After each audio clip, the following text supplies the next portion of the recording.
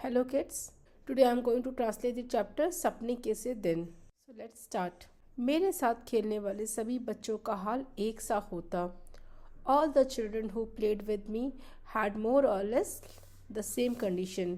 नंगे पाँव, फटी मैली सी कच्ची और टूटे बटनों वाले कई जगह से फटे कुर्ते और बिखरे बाल.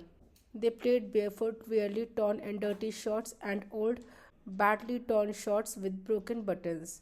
Their hair was messy and uncombed. जब लकड़ी के ढेर पर चढ़कर खेलते, नीचे को भागते तो गिरकर कई तो जाने कहाँ कहाँ चोट खा लेते और पहले ही फटे पुराने कुर्ते तार तार हो जाते. When we climbed onto a pile of wood and played and then ran down, we often fell and got hurt in many different places. Our already torn and old clothes would become even more ragged. धूल भरे कई जगह से छिले पाँव, पिंडलिया या लहू के ऊपर जमी रेत, मिट्टी से लथपथ घुटने लेकर जाते तो सभी की माँ बहनें उन पर तरस खाने की जगह और पिटाई करती. With dust covered feet scraped at several places and cuts or blood covered with sand and dirt, we would limp home with bruised knees. Instead of feeling sorry for us, our mothers and sisters would often scold and beat us. कईयों के बाप बड़े गुस्सैल थे. Some of the fathers were very short-tempered. पीटने लगते तो यह ध्यान भी न रखते कि छोटे बच्चे के नाक और मुंह से लहू बहने लगा है या उसके कहाँ चोट लगी है. When they started beating their children, they did not even notice whether the little child was bleeding from the nose or mouth or where he had been injured. परंतु इतनी बुरी पिटाई होने पर भी दूसरे दिन फिर खेलने चले आते. Yet, despite such severe beatings, the children would come back to play again the very next day. यह बात तब ठीक से समझ आई जब स्कूल अध्यापक बनने के लिए एक ट्रेनिंग करने गया और वहाँ बाल मनोविज्ञान का विषय पढ़ा. ऐसी बातों के बारे में तभी जान पाया कि बच्चों को खेलना क्यों इतना अच्छा लगता है कि बुरी तरह पिटाई होने पर भी फिर खेलने चले आते हैं. I understood the reason for this properly much later when I went for teacher training and studied child psychology. Only then did I learn why children enjoy playing so much even after being severely beaten. They still return to play again. मेरे साथ खेलने वाले अधिकतर साथी हमारे जैसे ही परिवारों के हुआ करते. Most of my companions who played with me belong to the families like ours. सारे मोहल्ले में बहुत परिवार तो हमारी तरह आसपास के गांव से ही आकर बसे थे.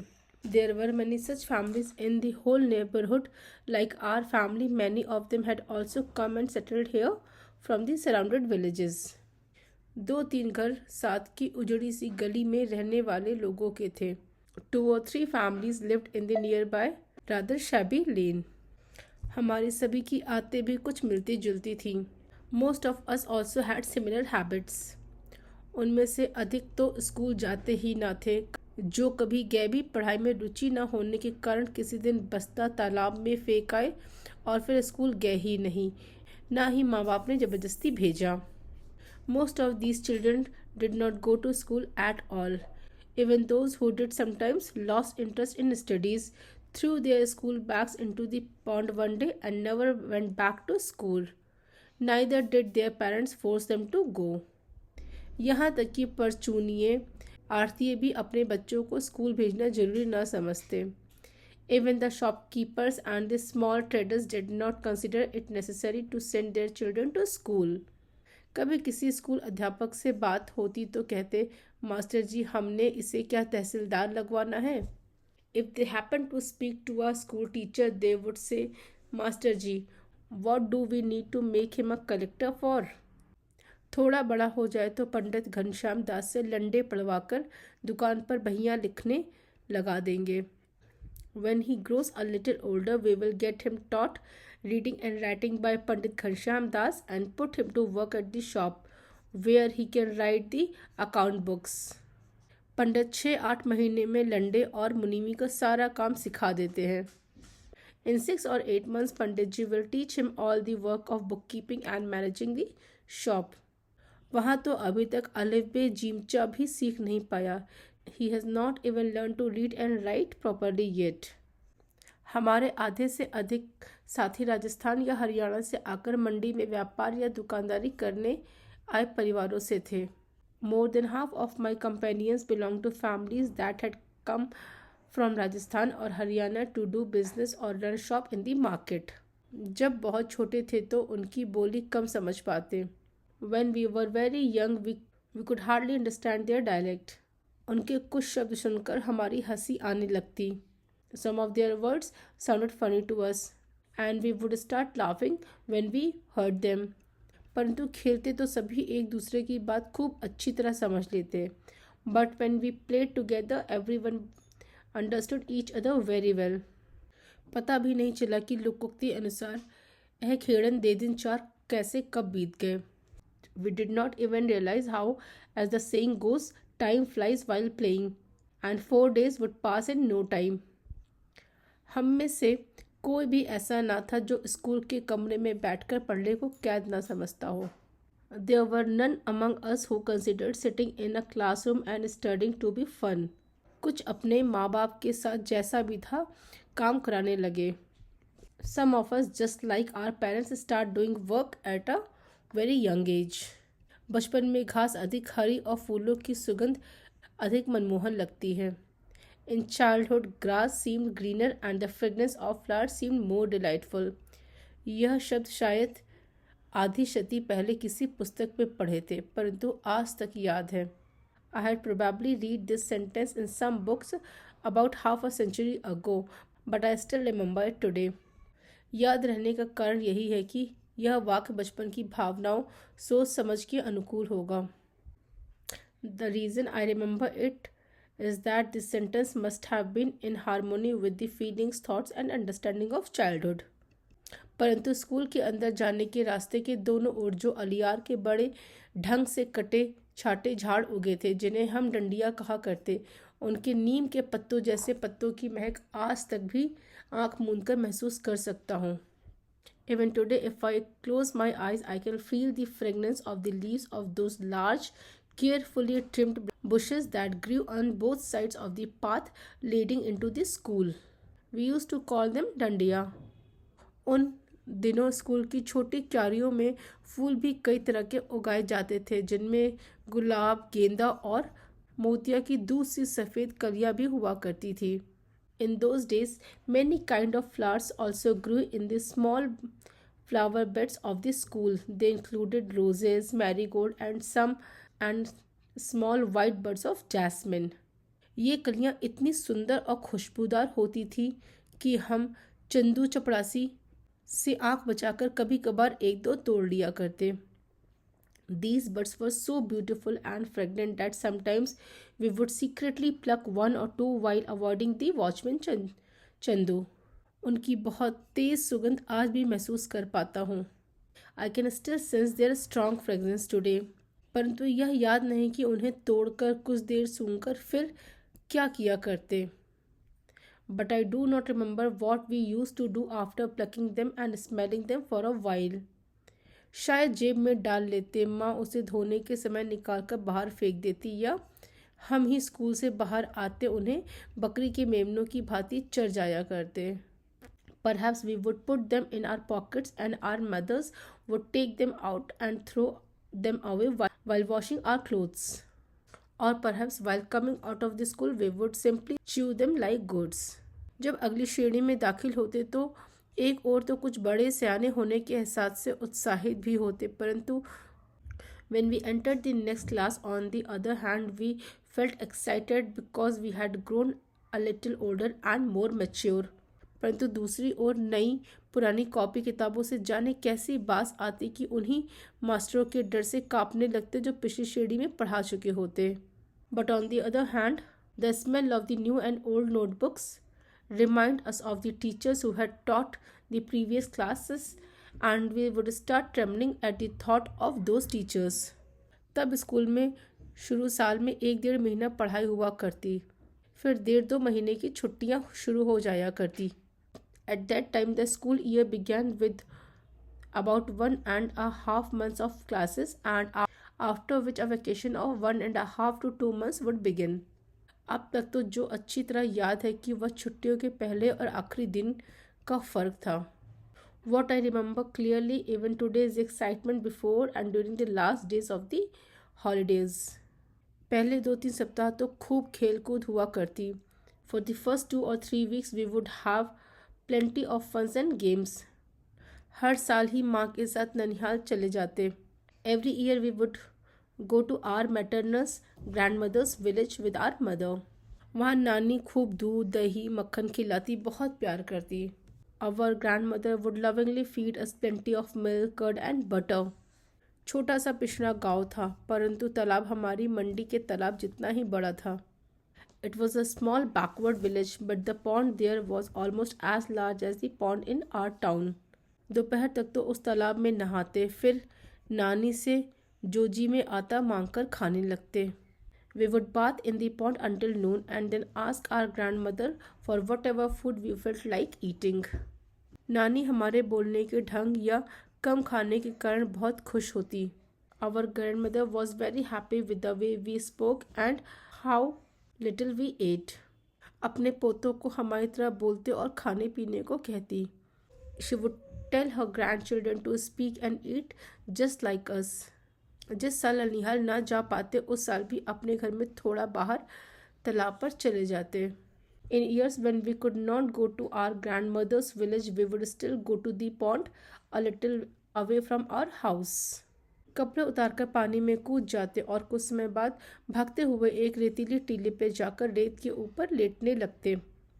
We would take off our clothes and jump into the water to play. After some time, we would run to a sandy mound and lie down on the sand. गीले शरीर को गर्म रेत से खूब लथपथ कर उसी तरह भागते किसी ऊंची जगह से तालाब में छलांग लगा देते. We would rub our bodies thoroughly with the hot sand and then run in the same way, jumping into the pond from some high place. रेत को गंदले पानी से साफ कर फिर टीले की ओर भाग जाते. After cleaning the sand off our bodies with the muddy pond water, we would run towards the sandy mound again. याद नहीं कि ऐसा 5-10 बार करते या 15-20 बार. I don't remember whether we did this 5 or 10 times or perhaps 15 to 20 times. कई बार तालाब में कूदकर ऐसे हाथ पांव हिलाने लगते जैसे बहुत अच्छे तैराक हों. Many times after jumping into the pond, we would move our hands and feet as we were excellent swimmers. परंतु एक दो को छोड़कर मेरे किसी साथी को तैरना नहीं आता था. But except for 1 or 2 boys, none of my companions actually knew how to swim. कुछ तो हाथ पांव हिलाते हुए गहरे पानी में चले जाते तो दूसरे उन्हें बाहर आने के लिए किसी भैंस के सींग या दुम पकड़कर बाहर आने की सलाह देते. Sometimes some of them would go into deep water while moving their hands and feet. The others would advise them to hold the horn or the tail of a buffalo to come back to the shore. उन्हें ढाढ़स बंधाते. They would encourage them and give them confidence. कूदते समय मुंह में गंदला पानी भर जाता तो बुरी तरह खांसते. While jumping into the pond, muddy water would sometimes enter their mouths, making them cough badly. कई बार ऐसा लगता कि सांस रुकने लगी, परंतु हाय हाय करते किसी न किसी तरह तालाब के किनारे पहुंच जाते. Many times it would seem as though they were unable to breathe, but somehow, gasping and struggling, they would finally reach the edge of the pond. फिर छुट्टियां बीतने लगती तो दिन गिनने लगते. Then the holidays began to come to an end. We started counting the days. प्रत्येक दिन डर बढ़ता चला जाता. With each passing day, our fear kept increasing. खेल कूद और तालाब में नहाना भी भूलने लगता. We gradually began to forget about playing and bathing in the pond. Master ने जो छुट्टियों में करने के लिए काम दिया होता उसका हिसाब लगाने लगते. We start calculating the work given by the teachers to complete us in the holidays. जैसे हिसाब के मास्टर जी 200 से कम सवाल कभी ना बताते. Our mathematics teacher, for example, never gave fewer than 200 questions. मन में हिसाब लगाते कि यदि 10 सवाल रोज निकाले तो 20 दिन में पूरे हो जाएंगे. We would calculate in our minds that if we solved 10 questions every day, we would finish all of them in 20 days. जब ऐसा सोचना शुरू करते तो छुट्टियों का 1 महीना बाकी हुआ करता। But when we started thinking like this there would still be a whole month of the holidays left. एक एक दिन गिनते 10 दिन खेलकूद में और बीत जाते।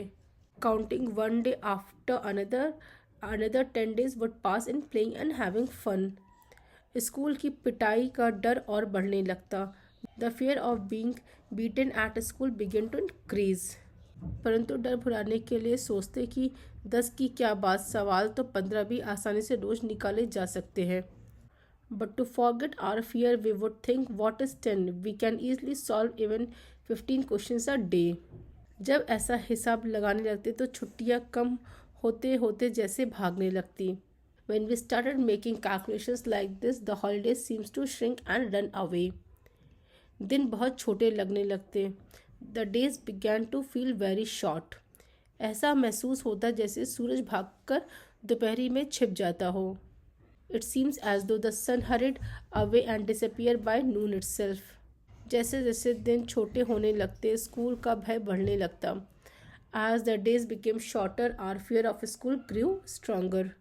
हमारे कितने ही सहपाठी ऐसे भी होते जो छुट्टियों का काम करने की बजाय मास्टरों की पिटाई अधिक सस्ता सौदा समझते। Some of our classmates even considered doing the holiday homework less worthwhile than getting beaten by the teachers. हम जो पिटाई से बहुत डरा करते उन बहादुरों की भांति ही सोचने लगते।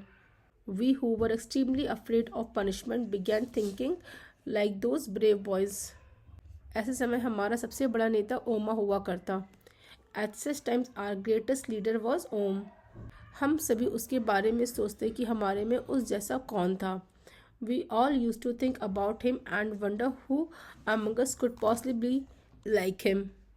कभी भी उस जैसा दूसरा लड़का नहीं ढूंढ पाते थे। We could never find another boy like him. उसकी बातें, गालियाँ, मार पिटाई का ढंग तो अलग था ही, उसकी शक्ल सूरत भी सबसे अलग थी। His way of talking, abusing and fighting was certainly different, but even his appearance was completely different from anyone else's.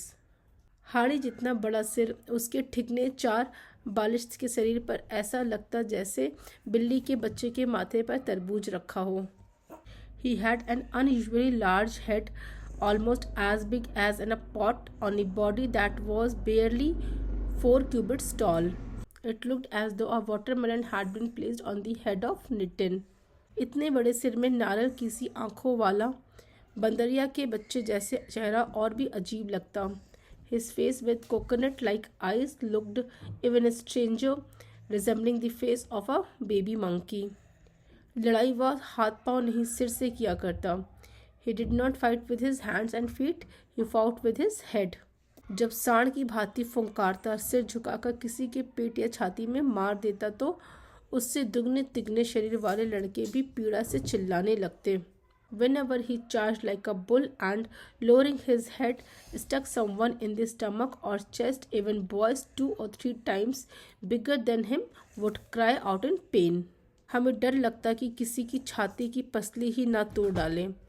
We were afraid that he might even break someone's ribs with a bow to the chest. उसके सिर की टक्कर का नाम हमने rail बम्बा रखा हुआ था। रेल के कोयले से चलने वाले इंजन की भांति बड़ा और भयंकर ही होता था। We had given his head putting the name rail bomb because just like a railway engine, the kind that ran on coal, it was extremely large and frightening. हमारा स्कूल बहुत छोटा था, केवल छोटे छोटे 9 कमरे थे जो अंग्रेजी के अक्षर H की भांति बने थे। Our school was very small. There were only 9 small rooms arranged in the shape of English letter H. दाईं ओर पहला कमरा हेडमास्टर श्री मदन मोहन शर्मा जी का था, जिसके दरवाजे के आगे हमेशा चिक लटकी रहती। On the right side the first room belong to our headmaster mister Madan Mohan Sharma and a mat always hung outside his door. School की प्रेयर प्रार्थना के समय वह बाहर आते और सीधी कतारों में कद के अनुसार कई लड़कों को देखकर उनका गोरा चेहरा खिल उठता। During the school prayer, he would come outside and look at the boys standing in the straight rows according to their heights. His fair face would brighten with a smile. सारे अध्यापक लड़कों की तरह ही कतार बांधकर उनके पीछे खड़े होते। All the teachers, just like the boys, would stand in rows behind him. केवल मास्टर प्रीतम चंद पीटी लड़कों की कतारों के पीछे खड़े खड़े यह देखते कि कौन सा लड़का कतार में ठीक नहीं खड़ा. Only Master Pritam Chand, the PT teacher, would stand behind the boys' rows and watch carefully to see which boy was not standing properly. उनकी घुड़की और ठुड्डों के भय से हम सभी कतार के पहले और आखिरी लड़के को ध्यान रखते, सीधी कतार में बने रहने का प्रयत्न करते. Because we were afraid of his scolding and sharp looks, we paid attention to both the first and the last boy in a row and tried to remain perfectly straight. सीधी कतार के साथ साथ हमें यह भी ध्यान रखना होता था कि आगे पीछे खड़े लड़कों के बीच की दूरी भी एक सी हो. Along with the standing in the straight line, we also had to make sure that the distance between the boys standing in front of and behind us was equal. सभी लड़के उस पीटी से बहुत डरते थे क्योंकि उन जितना सख्त अध्यापक ना कभी किसी ने देखा था ना सुना था. All the boys were very afraid of the PT teacher because none of us had even seen or heard of such a strict teacher. यदि कोई लड़का अपना सिर भी इधर उधर हिला लेता या पाँव से दूसरी पिंडली खुजलाने लगता तो वह उसकी ओर बाँग की तरह झपट पड़ते और गाल खींचने के मुहावरे को प्रत्यक्ष करके दिखा देते. If any boy even moved his head slightly from this side to side or started scratching his other calves with his foot, he would pounce on him like a tiger and make the expression to tear someone's skins off come true. परंतु headmaster Sharma ji उसके बिल्कुल उलट स्वभाव के थे. Headmaster Sharma ji was exactly the opposite in nature. वह 5वीं और 8वीं श्रेणी को अंग्रेजी स्वयं पढ़ाया करते थे. He himself taught English to the 5th and the 8th classes. हमारे में से किसी को भी याद न था कि 5वीं श्रेणी में कभी भी उन्हें किसी गलती के कारण किसी की चमड़ी उधेड़ते देखा या सुना हो. None of us remembered ever seeing or hearing him tear someone's skin off because of a mistake in the 5th class. चमड़ी उधेड़ना हमारे लिए बिल्कुल ऐसा शब्द था जैसे हमारे सरकारी मिडिल स्कूल का नाम. For us, tearing someone's skin off was simply an expression just like the name of our government middle school. अधिक से अधिक वह गुस्से में बहुत जल्दी जल्दी आंखें झपकते और अपने लंबे हाथ की उल्टी उंगलियों से एक चप्पट हमारी गाल पर मार देते. At most, when he became angry, he would blink his eyes very quickly and give us a slight slap on the cheeks with the back of his long fingers. मेरे जैसे सबसे कमज़ोर शरीर वाले भी सिर झुकाकर मुंह नीचा किए हंस देते. Even the weakest boys like me would lower their heads low down and smile. वह चपत्तों जैसे हमें भाई भीखे की नमकीन पापड़ी जैसी मज़ेदार लगती तो जो तब पैसे की शायद 2 आ जाया करती. The slap actually felt quite pleasure to us like a delicious savory snack from भाई भीखे, which probably cost only a few paisas at that time. परंतु तब भी स्कूल हमारे लिए ऐसी जगह ना थी जहाँ खुशी से भाग जाएं. Even then, the school was not a place where we happily ran to. पहली कच्ची श्रेणी से लेकर 4थी श्रेणी तक केवल 5-7 लड़कों को छोड़ हम सभी रोते चिल्लाते ही स्कूल जाया करते. From the first primary class to 4th class, except for 5 or 7 boys, all of us went to school crying and shouting. परंतु कभी कभी ऐसी सभी स्थितियों के रहते स्कूल अच्छा भी लगने लगता. But sometimes even under all these circumstances school began to seem enjoyable. जब स्काउटिंग का अभ्यास करवाते समय पीटी साहब नीली पीली झंडियाँ हाथों में पकड़कर 1 2 3 कहते. When the PT teacher made us hold blue and yellow flags in our hands and practice saying 1 2 3, झंडियाँ ऊपर नीचे दाएं बाएं करवाते तो हवा में लहराती और फड़फड़ाती झंडियों के साथ खाकी वर्दियों और तथा गले में 2 रंगे रुमाल लटकाए अभ्यास किया करते. He would make us move the flags up and down and from right to left. As the flags waved and fluttered in the air, we would practice marching proudly in our khaki uniforms with colorful scarves hanging around the necks. हम कोई गलती ना करते तो वह अपनी चमकीली आंखें हल्के से झपकाते कहते शाबाश. If we did not make any mistake, he would gently blink his sparkling eyes and says, "Well done, very good." We'll begin again. 1, 2, 3, 3, 2, 1. Then he would give the command 1, 2, 3, 3, 2, 1. उनकी एक शाबाश ऐसे लगने लगती जैसे हमने किसी फौज के सभी तगमे जीत लिए हों. That one word of praise, "well done," made us feel as if we had won all the medals of the army. कभी यही एक शाबाश सभी मास्टरों की ओर से हमारी सभी कॉपियों पर साल भर की लिखी गुड का बहुवचन से अधिक मूल्यवान लगने लगती. Sometimes a single word of praise from all the teachers seems more valuable to us than all the remarks written in our notebooks throughout the year. कभी ऐसा भी लगता कि कई साल की सख्त मेहनत से प्राप्त की पढ़ाई से भी पीटी साहब के डिसिप्लिन में रहकर प्राप्त की गुडविल बहुत बड़ी थी. At times, it even seemed that the good character and discipline we gained by living under the strict discipline of the PT teacher were more valuable than the education we acquired through year of the hard work. परंतु यह भी एहसास रहता कि जैसे गुरुद्वारे का भाई जी कथा करते समय बताया करता कि सतगुर के भय से ही प्रेम लगता है, ऐसे ही पीटी साहब के प्रति हमारी प्रेम की भावना जाग जाती. However, we also felt that just as a person at the Gurdwara used to say while narrating religious stories that love arises out of the fear of the Sadguru, similarly our feelings of the affection for the PT teachers arose from fear of him. अब यह ऐसा भी है कि आपको रोज़ फटकारने वाला कोई अपना यदि साल भर के बाद एक बार शाबाश कह दे तो यह चमत्कार सा लगने लगता है. हमारी दशा भी कुछ ऐसी हुआ करती. It is also true that if someone who scolds you every day and whom you consider your own person says "well done" just once after an entire year, it feels almost like a miracle. Something similar used to happen to us. हर वर्ष अगली श्रेणी में प्रवेश करते समय मुझे पुरानी पुस्तकें मिला करती. Every year when I entered the next class, I would receive old textbooks. हमारे हेडमास्टर शर्मा जी एक लड़के को उसके घर जाकर पढ़ाया करते थे. वो धनाढ़ लोग थे. Our headmaster Sharma ji used to teach a boy by going to his house. There were a wealthy family. उनका लड़का मुझसे 1-2 साल बड़ा होने के कारण मेरे से एक श्रेणी आगे रहा. Since their son was 1 or 2 years older than me, he was 1 class ahead of me. हर साल अप्रैल में जब पढ़ाई का नया साल आरंभ होता तो शर्मा जी उसकी 1 साल पुरानी पुस्तकें ले आते. Every year in April, when the new academic year began, Sharma ji would bring me the textbook that the boy had used the previous year. हमारे घर में किसी को भी पढ़ाई में दिलचस्पी ना थी. No one in our family was particularly interested in education. यदि नई किताबें लानी पड़ती जो तब 1-2 रुपए में आ जाया करती थी तो शायद इसी बहाने पढ़ाई 3री-4थी श्रेणी में ही छूट जाती.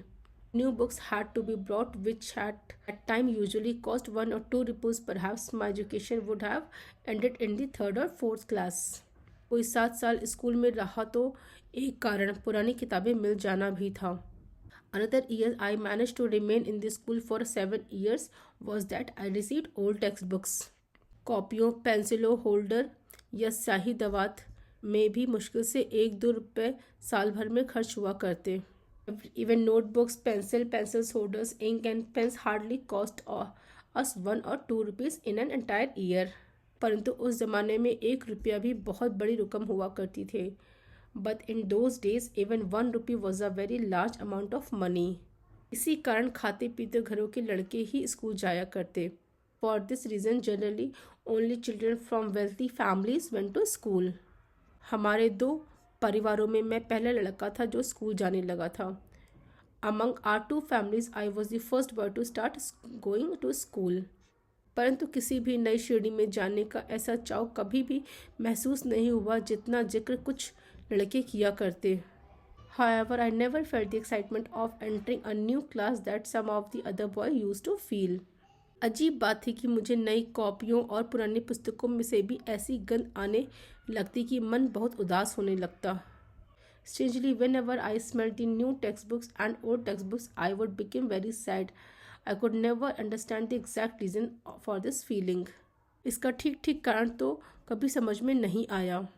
I could never understand the exact reason for this feeling. परंतु जितना भी मनोविज्ञान की जानकारी है, इस अरुचि का कारण यही समझ में आया कि आगे की श्रेणी की कुछ मुश्किल पढ़ाई और नए मास्टरों की मारपीट का भय ही कहीं भीतर जमकर बैठ गया था।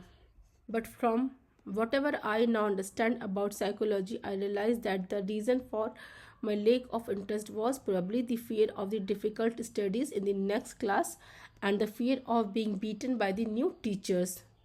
The fear had somehow settled deep inside me. I'm going to finish this video here. If I make one video only for this chapter, it will be too long. So I will make another video of this chapter from the page number 27. Thank you kids. Please subscribe my channel.